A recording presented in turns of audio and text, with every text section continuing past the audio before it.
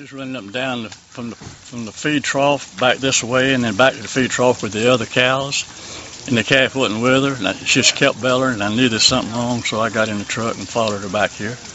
And when I got back here, she cut through the woods, and I came around the road, and she was standing right there, right in that area there. And I looked down, and I could see the hole there then. You know, the water was going in the ground there, but see, it was covered with brush and briars. I moved it out. Well, when the calf fell in there, it pushed some of it down with it. Ah.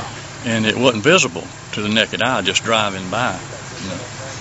And when I found it in there, then I went back to the barn and got me this. I was going to try to rig me up something to get it out myself, but I found out right away that I wasn't going to be able to do that. Just realized that we're going to calculate his weight about 300 pounds.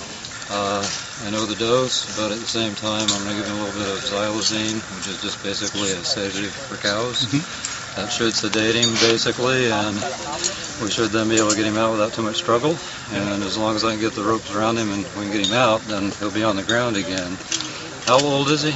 I would say 3.5, 4 months. Okay, so he's eating grass and ruminating. He's eating grass, also still nursing. You know, they can't be suspended in strange ways too long, but we'll get him out of there as quick as we can. So hopefully we can just then, once he's a little bit woozy, get him wrapped up, get him out of there in a hurry.